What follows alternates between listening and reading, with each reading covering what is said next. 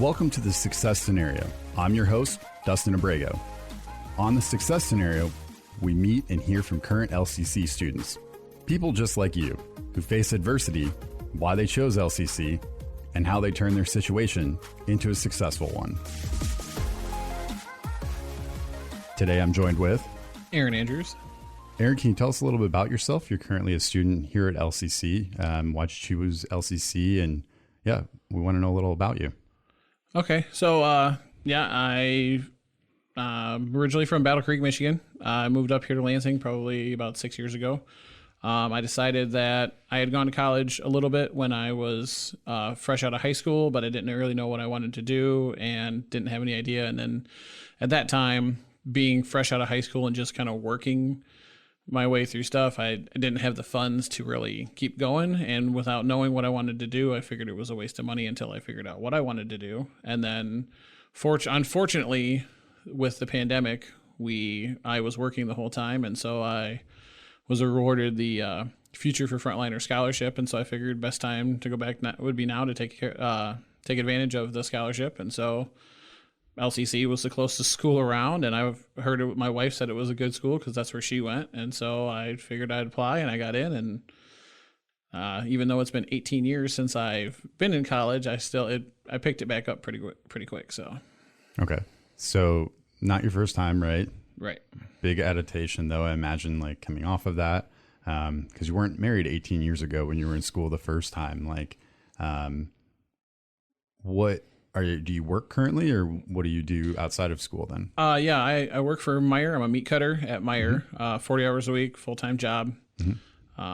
So I have that, and then I have all responsibilities that an adult has at home with an actual house, keeping the yard up and keeping the all the bills paid and stuff. So how do you go about balancing, and like how many classes were you taking? I'm only doing part-time right now because I didn't know how hard it was going to be going back to school and working at the same time, especially with working a full-time job. And so I decided to take 2 classes a semester, and it was a little scary and a little frustrating at first because it's been so long since I've been back. And when I first started off coming back, it was doing online classes, which is not something I was used to, because when I went to Kellogg Community College down in Battle Creek, I was there on campus, and I was doing 3 or 4 classes a semester, and so it was a big change, and especially coming back to it after being out for so long. Yeah, I imagine that's quite an adjustment overall. How'd you go about prioritizing, like being a student and like suddenly doing that on top of working full time? Being a spouse, like doing all that stuff. How did you go about managing that? What worked best for you? Well, first of all, one of the things that helped was the support of my wife. She understood. She had been wanting me to go back to school for a while, wanted me to get a degree.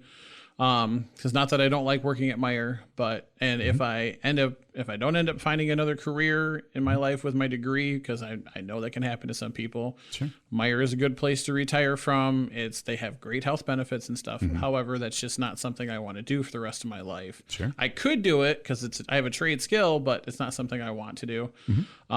So prioritizing it, my wife she's a good supporter, and I just kind of buckled down, and I planned out on my days off that, this is for homework and study. And if I had to do stuff in between, I set up time after work. I have my own little kind of office / man cave set up with my computer, a little work area. And that's kind of where I keep all my schoolwork. And I know I've always been kind of that person that I'm not gonna lie, I have been a procrastinator over the years.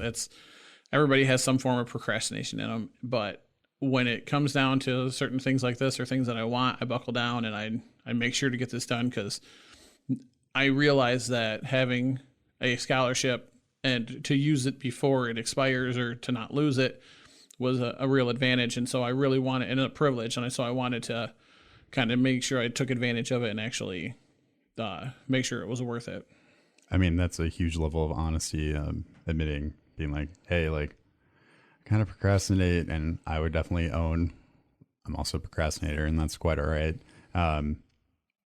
You talked about separating, having the work, study, and having that thing so that way you can go into that room and kind of like really focus on doing work. Has that been like helpful for you as a student, or like how do you go about doing that? Because it's not like you go in the room and you go, don't talk to me, wife, like I'm doing school stuff, right? But like how does that work? Because I feel like a lot of people struggle with, I want to do this, but I'm also a parent. I'm also I have all these other identity things going on. Like, how did you go about navigating that? Well, the nice thing though too is that my wife works from home right now because of their job. They're still working people from home, and so before I even started going back to school, we set up an office upstairs for her, and my room is kind of like right next door. Our house is set up weird. Like it used to be, it's a 5-bedroom house, and the top floor used to be an apartment. And so the back of the house was kind of their living room. And then it's a weird, like one of those folding closet doors, and opens up into another room that used to be their kitchen. And so we just kind of turned that into my wife's office because she likes that room. And then the other room kind of became my office / man cave / game room. And so it was, so I'm kind of, when I'm doing my homework and studying in the middle of the day, she's working. And so we're kind of both in that vicinity. So we can communicate when one of us isn't, in the middle of a call or a class. And then, we plan lunches and snacks and stuff like that. And so it just kind of works out really well. And then if I have to do homework and she's downstairs watching TV, it's not a big deal because she knows that's what I'm doing. And I usually tell her, hey, I have a quiz to take. It's a timed quiz. I only have an hour, so I'll be done in, give me an hour and 15, get it all set up and ready. And so it's worked pretty well doing stuff like that. I love you. Don't talk to me right now. Okay, cool. What is something that you're proud of as being a student? Like something that you did that you were like, I didn't think I could ever do that. Or something you're like, I worked really hard on that. It doesn't have to be crazy major. I'm not saying you built a bridge or anything, but like, what is it for you? Honestly, it's the fact that I have pulled a 4.0 GPA in both my semesters. I was not expecting to, especially this last semester, I had a math class, and I'm not going to lie, I am horrible when it comes to math. Sure. I even failed an algebra class when I went to KCC. Yeah. And so math is by far my worst subject. And so the fact that I was able to come out of that class with an A, especially being online, because for me, sometimes it's harder to learn online. I am one of those people that I like being in the classroom. I like the direct interaction, because then I can actually ask the professor a question and like, hey, I don't understand this. Can you please just show me? And it's weird when it's online because sometimes you get drowned out or the teacher doesn't hear you, and then she automatically moves on to the next assignment. And so I was proud of myself that I was able to kind of buckle down and make sure I was studying and focused on that and actually pull a good grade point average for both semesters. A good grade point average? You're going to call a 4.0. Okay, and a fantastic, yeah, because I actually President's List 4.0 over yeah, here, and I actually got I got the letter both semesters for the President's List. So yes, 4.0. Well, I normally, when I was in high school and college, I was averaging like 3.5, between 3.5, 3.7. So yeah, pulling a 4.0 for me, it's awesome, but it's more awesome now, I think, because I'm coming back after so long. Yeah, of course. I'm saying that not to mock you, but to congratulate you, because that's a big success, and that's the whole point of like me trying to talk to students on here is to figure out what's worked for them, because your story is unique to who you are, but it's not so different than maybe some other people that are maybe going through that right now or debating what they want ultimately and being like, I have this great career at Meyer, like you're saying, but that's not me for forever. And you want to check out some other opportunities. So thank you for sharing that. Knowing what you know now, what would you tell first semester Aaron that's like just getting back into it? Knowing now, what would you tell him? Well, first of all, don't wait till the last second to sign up for classes, because that was kind of my issue. Well, because I was so nervous to do it online, and because it's been so long since I registered the first time, I didn't know what I was doing. I actually had to ask my sister-in-law for help because she had come back to school a semester before me. And so I guess just don't wait too long to register for classes. Try and not be nervous, because even though it seems overwhelming, it's the more you get into it and the more you just set up an actual schedule, it's the easier it gets. So, because that's what I did.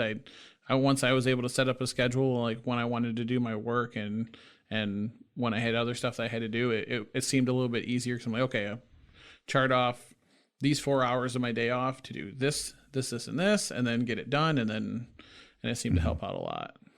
For people that maybe think about plotting out their time like that, like, oh, I'm not that type A person. I'm not that regimented with certain things.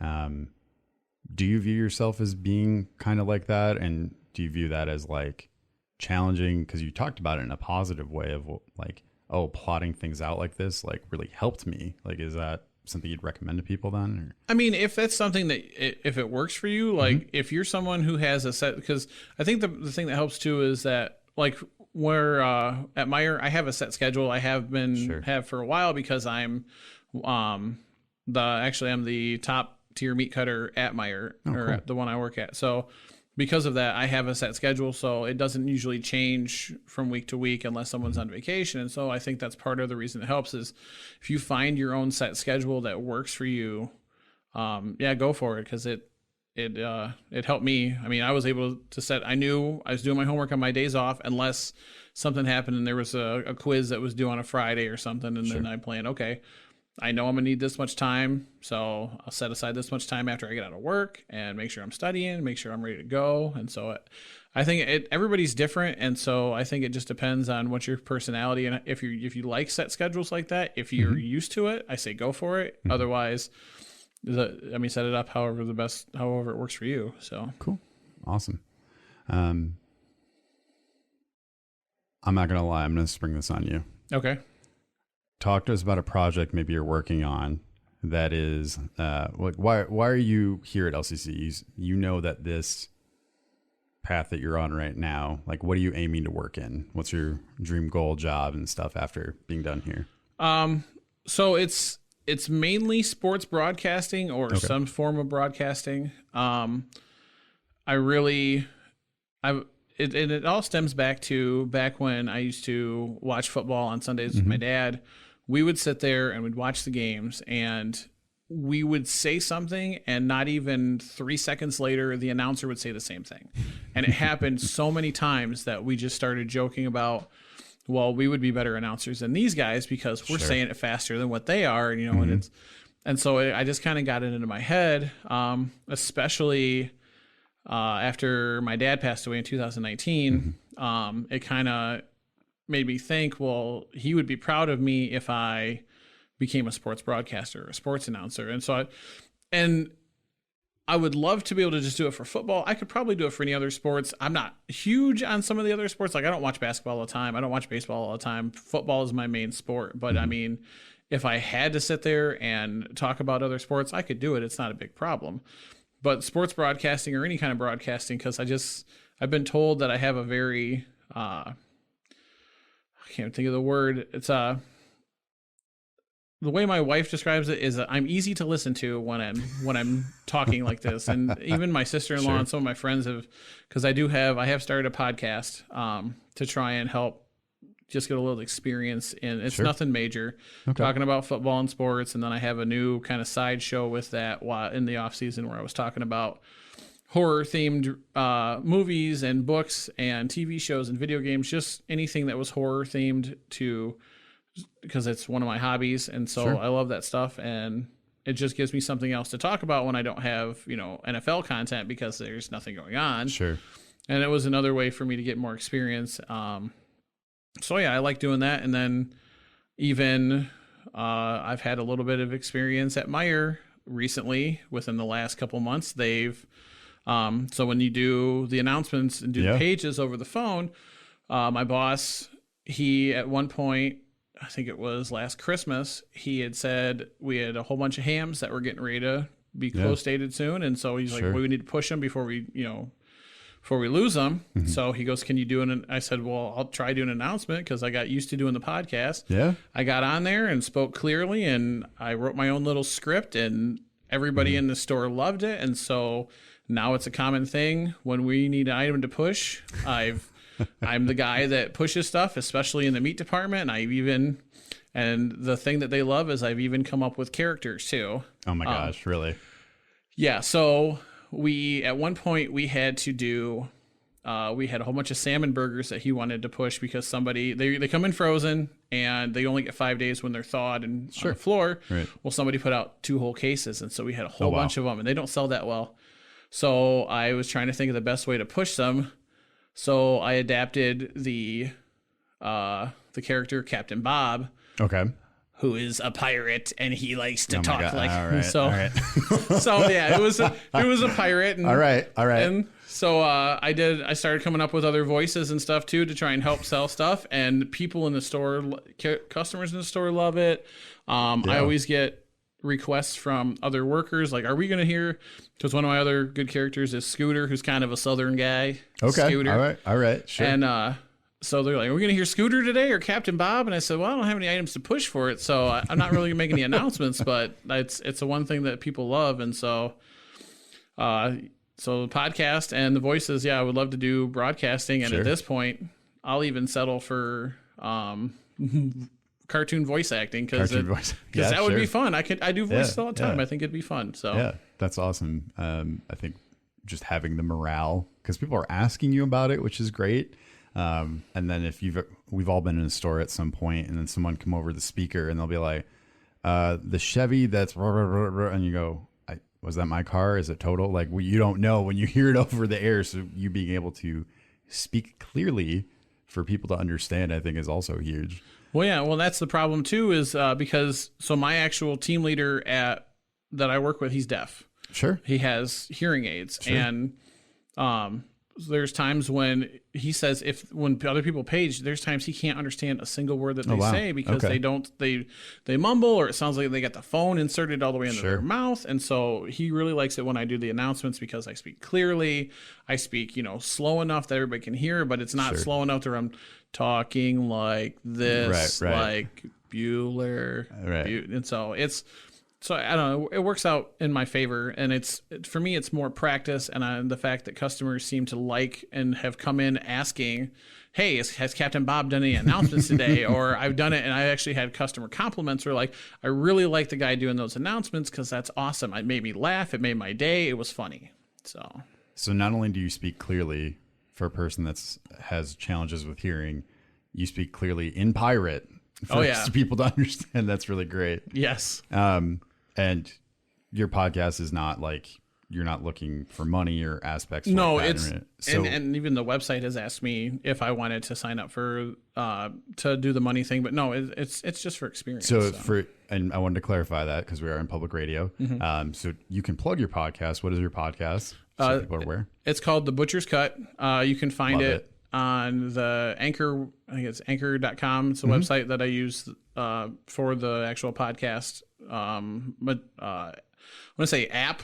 Should be on Spotify too. It's on Spotify, right? And then it has also notified me I think it's on Google Podcasts and even Apple Podcasts, because there's a nice little stat there that shows you all the different listening stations that it's on, and I believe those are on there too. So. Okay, and what was the name again? It's called The Butcher's Cut. Awesome. So we'll have to check that out. You said that you're taking a little bit of break during the summer. A lot of news coming out for football and some other stuff, but everyone deserves a summer break for sure. Yeah. What would you tell others thinking about starting at college or maybe coming back at some point? Because there were a lot of key events that maybe led to when you wanted to start again and come back as being a student. What would you tell other people other than just doing it? Because for a while, someone maybe told you that, or you had those thoughts, but what would you tell someone to be like, hey, if you're really thinking about it, like this might be like a thing for you or whatnot? What was that for you maybe? So I say if you get the opportunity, if it's something that you want to do, and it's really, for me, I think the kick in the butt for me was getting that scholarship, because it was nice, because I had looked in the past at, and some people's financials are not great. And I understand that. And that's one of the things that was really daunting for me, is thinking about, well, I want to go back to school, but it costs a lot of money, and if I can't get any financial aid, then it's really hurts. But even people out there that they don't get the scholarship, I would just look at it and look into financial aid, just see if you can help, or to see if you can get any help. But I think the best thing to do is if it's something that you really want, if you're unhappy with what you're doing and you would think that, or you would find that there's something else out there that you can get a degree in that would help you with what you want to do, I'd say go for it. Cause even though it was nerve-wracking coming back and I was nervous, I am happy that I've come back. I'm happy that I'm working towards my degree and like trying different stuff out. Cause hey, this is the first time I've ever been in a radio station. So that's a cool new experience for me. And and I wouldn't have been able to do that if I hadn't come back to school. So, and you're looking and you're moving towards something where you're picking what you want to do versus just choosing what's right in front of you because you have instant meat. And doing the thing that you ultimately want to do that you're excited about, right? Yes. Moving forward. Anything else you want to leave people with? Things people should be aware of, or you think that something impactful? Or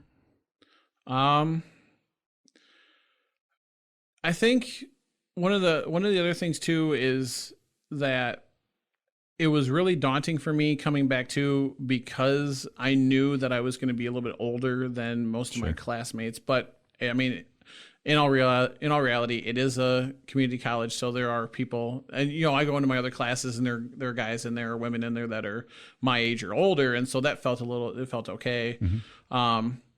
And I've always felt like I had to try and be someone else too coming into college or coming back because I'm not used to it. And especially with the kids that are younger than me now, I mean, they were raised on so much of this technology and so much other stuff that I wasn't, that I didn't grow up on. And so best thing to do is just try and be yourself and then just take everything in stride and just do the best that you can do. And cause it's in the end, it's all about what you want to do and what you're trying to do to better yourself. Yes. So awesome.